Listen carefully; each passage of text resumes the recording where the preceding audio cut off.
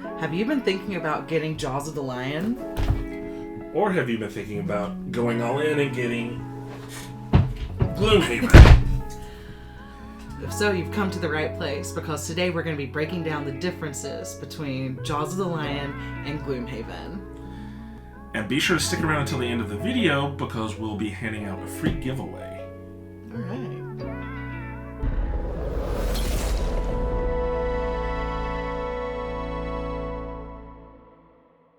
Alright, so the first thing that I think we should talk about with this is the cost difference between Jaws of the Lion and Gloomhaven. So Jaws of the Lion comes in at around $40. Mm-hmm. That is the Amazon big box price, and Gloomhaven has come down in price a little bit from when we bought it. Yeah, you can usually pick one of these guys up for somewhere around $110, I think, these days. Okay. This one used to be a Target exclusive. It's spread a little further than that now. I think you can get it on Amazon and some other places as well. But speaking of price, we should say something about availability. This guy is far more available as well. You walk into Target, you'll see some of these on the shelves more than likely. Gloomhaven isn't, too difficult to find, but you go on Cephalofair Games website right now and they're sold out. So sure. It's a little bit more of a chore to get one of these guys than one of these guys. I've been noticing a lot of folks have been starting to play Gloomhaven here lately. I think with the upcoming expected release of Frosthaven, folks are just checking it out to see what it's all about. Yeah, absolutely. So yes, I'm sure that's contributing to the relative scarcity. But you can definitely get your hands on one of these if you want it. Yes. And especially if you're willing to buy a used one. Because we keep this largely for sentimental value. But we've played through the entire thing. There's not a lot left for us to do with it. So you find someone who's done that, they might very well be willing to part with it at a discounted rate. Yeah. So let's talk about ease of learning. So these are basically the same concept of a game. One is just a little more concise than the other. I bet you can guess which one. So when we were learning how to play Gloomhaven, the first time that Jeremy brought this box, set it down, we spent hours punching everything out, and then it took a long time getting everything set up. It was really difficult to figure out how to play or how to get into that play groove. So I would say that the learning curve for the actual Gloomhaven game is very, very steep. That curve is very high. But once you get it, you're doing the same thing over and over again. So once you get it, this game is amazing. But it did take a little bit of playthrough to pick it up. Whereas with Jaws of the Lion, the first couple scenarios, or three maybe, walk you through how to play. So it builds on itself. Instead of just throwing you into the deep end of the pool, it walks you down the stairs through the shallow end, and then you get into the deep end. So it does do a really good job of teaching you all of the different elements, how all of the different pieces of this game fit together and interact with each other. Yeah, it's really smartly designed. I will say your mileage may vary on this. If you have more experience with chunkier games, this is probably a lot easier to pick up than it was when we first got our hands on it. It is true. But it's still no small feat. It's a very big, very heavy, literally and figuratively game. Jaws of the Lion is doing something that I think we've seen a lot of games do recently, which I think is really cool. They literally, you literally start with sort of training wheels character cards. Yeah. They don't give you your full deck of character cards or abilities to start with, and they walk you. Those first few scenarios walk you through the different concepts, so it's a much, much easier onboarding for someone who's new to tactics games like these. Sure. But I mean, even if you just look at the size of the rulebook, it's significantly different because there's an overwhelming amount of information that you have to know before you start playing Gloomhaven. And this kind of walks you through it a little, like, one bite at a time, instead of trying to swallow a whole elephant at once. Yeah, absolutely. Speaking of elephants, we should probably talk about the one in the room. This box. Obviously, the size of the games vary quite dramatically. One thing in favor of this big giant box is it comes with a requisite amount of content. Absolutely. So when you look at Gloomhaven, it comes with 17 character classes, and you unlock those as you play along. So you play with the character, and then you eventually retire your character and get a new one. And sometimes that's a happy day, and sometimes that's a really, really sad day where you mourn the loss of this character that you've grown to know and kind of melded with. But you have 17 different player classes. So we played Gloomhaven for a very long time. We have classes in here that we did not unlock or play. So you get a lot of variation in the classes that you can play versus Jaws of the Lion, where you have 4 character classes, which is fine for the amount of scenarios that you get inside this box. The 4 character classes are fine, but it is nice to have variation, the choices that come in, because, you know, as you were getting close to, it was really part of the magic and allure of playing Gloomhaven, when you were getting close to retiring your character. And so, like, you're tracking everything so closely to see if you've met the requirements.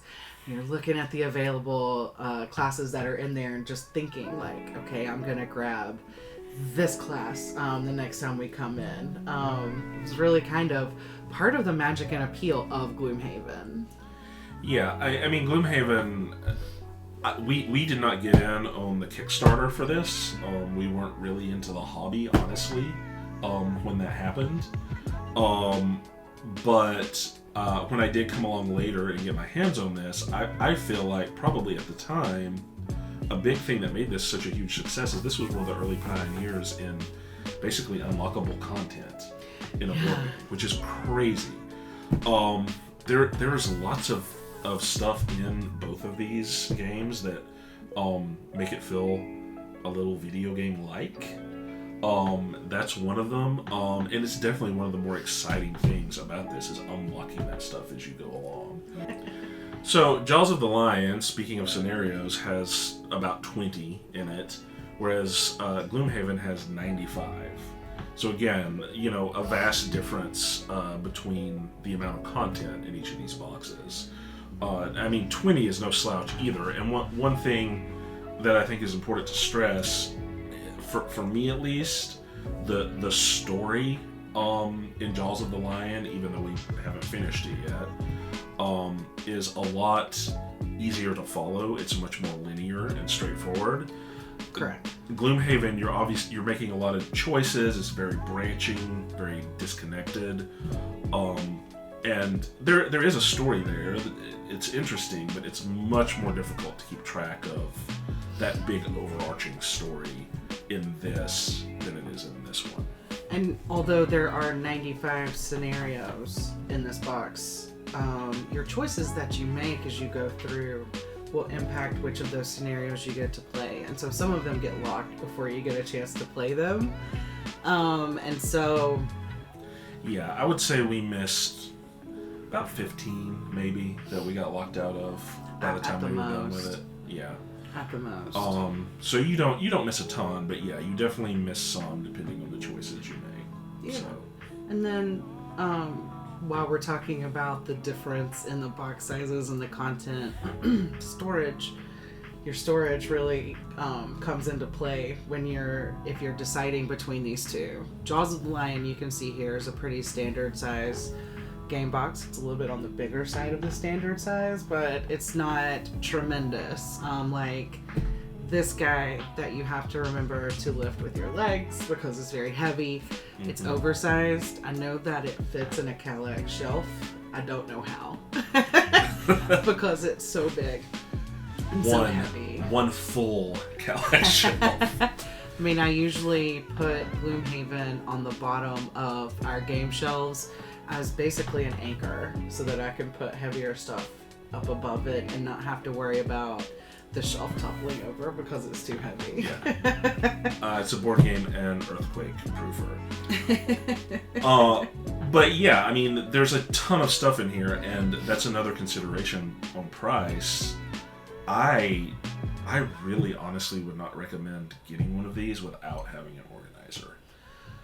It makes things so much easier and smoother. They're not cheap. You know, you're doubling the price of the game practically to get one of those.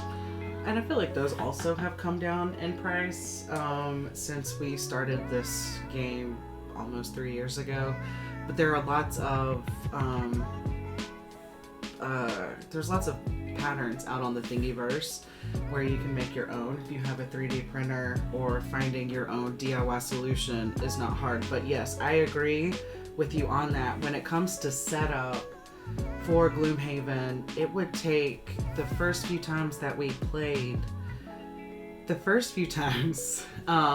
took us longer to set up the game than it did to actually play the scenario, which made it not as fun as it could be, and not as fun and as fast to set up as after we got our organizer. And a lot of that comes with you become more familiar with the game, with all of the monsters, with all of the terrains that you have to choose from when you're using your map tiles, but also just having a professional organizer where each of your monster classes are separated in there. And we don't actually keep the map tiles inside this box. We have another storage solution for the map tiles, which is just one of those old school file folios, the accordion style, that opens up with letters on it, because the map tiles also had letters, so it was easier to find the corresponding map tiles. So having the organizers took the setup for this game from 45 minutes to an hour on a good day to about 12 minutes for a scenario when we would play it. And again, part of that comes from familiarity, part of that comes from storage solutions. Absolutely. And I thought we were pretty brilliant coming up with that folio idea. We were not alone, apparently, since that is how map tiles, I guess, are getting organized in Frosthaven, so they must have heard that from a lot of people. I mean, it was very smart and really changed, because for us, that once we got our organizer, and so all of our monsters and all of the different terrain options were in an organized manner, finding the correct map tile was just kind of shots in the dark. I mean, it would take so long to find them. So that little 99-cent from Walgreens accordion style organizer really came in handy. On the other hand, I feel like they also listened to a lot of that feedback when they were taking Gloomhaven and minimizing it down to the Jaws of the Lion. So you don't have map tiles. In Jaws of the Lion, you have a spiral-bound book that you can flip through that has all of the different map scenarios in it. So that makes setup so much easier.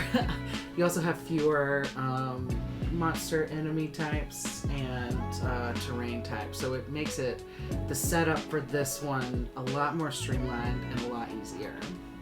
Absolutely. And, you know, another piece of simplifying Gloomhaven as well is apps. You know, there are several really good ones out there. Honestly, we only used the included monster cards for about half the time that we played the game. And once we got the hang of one of the apps that are out there for it, it made things so much easier and smoother without having to pull those out and organize them every single time. So for me, I like the fact that board games are a lo-fi hobby and a lo-fi entertainment source. So I don't like anytime we feel the need to pull our phones out to play a game. There are a couple of exceptions, and Gloomhaven is one of those. We kept an app up on a computer screen the entire time we were playing it so that we knew where we were going. It had the monsters in there, so we knew how they were drawing. We knew which monsters were left, how much health they had left. We could all just see it instead of having to glance over a big table to find a stat tracker. That was a little harder to keep up with. We also had apps on our phones where we kept up with our character information, any upgrades that we got, any gold that we had collected, anything having to do with our own individual characters. We had our own independent character apps on our phone as well. And I don't think that we would have played Gloomhaven to completion if we didn't have those tools too. Yeah, it just was too heavy of a lift to get it out and set it up without all of those things streamlining it, honestly. And with Jaws of the Lion, I've never been tempted to load up an app for that. It just doesn't need it. It's not needed. Yeah, it's just streamlined enough that it's really not necessary. So right. So Jeremy, if you were going to recommend to someone getting into this hobby and they asked you if they should get Jaws of the Lion or if they should go all in with Gloomhaven, what would you tell them? I would tell them get Jaws of the Lion first. It's going to introduce you to rules that will carry over to Gloomhaven in a much easier to understand, as we talked about, the onboarding is much gentler over here way. And technically, Jaws of the Lion is a prequel to Gloomhaven. Okay. So I think it makes a lot of sense just to start with this one. It's cheaper, the barrier to entry is much lower, and if you enjoy it enough, getting through those 20 scenarios, and you want more, well, they've got a whole lot more to give you. I've got good news for you. Yeah.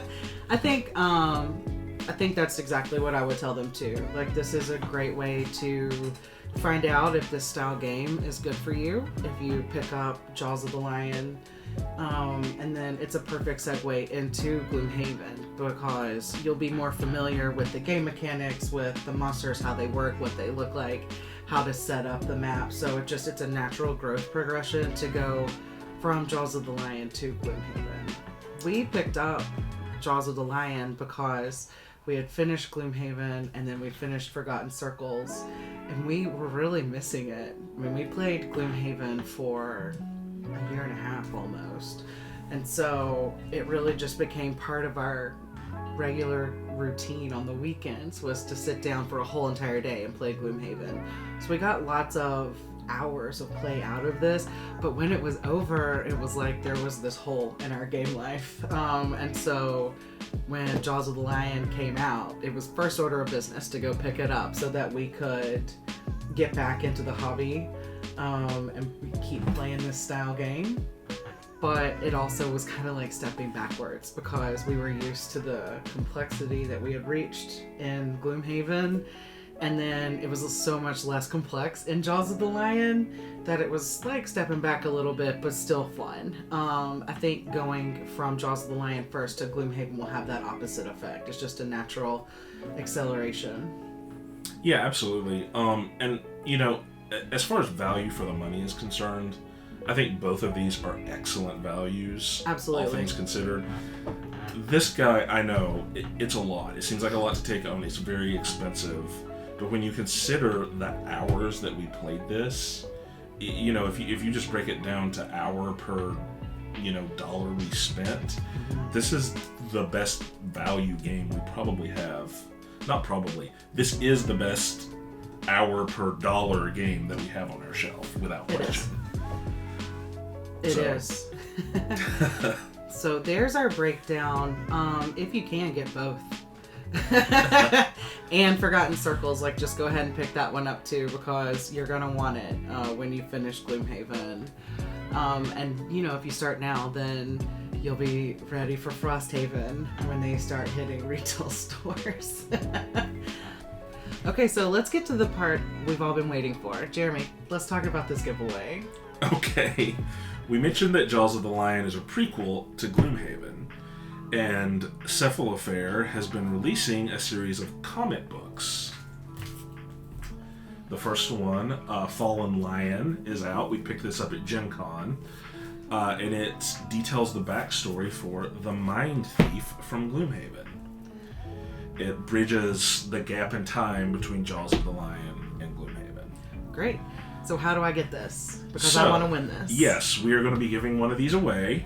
If you look right here, you'll see the date of when this drawing is going to end. You just need to go to elevation.games and sign up for our newsletter, and your name will automatically be entered. All right. You also need to make sure that you are subscribed to us on YouTube to be registered to win. And also just so you never miss anything. Absolutely. If you like this or want to see some more tabletop ridiculousness, you can always follow us right here. We'll be back soon. We're leaving for Shucks tomorrow, as a matter of fact. So if you're there, stop by our booth in Indy Avenue and come see us in person. Otherwise, stay tuned here and we'll be covering the show live as it's happening. All right. See you soon. Thanks, everybody.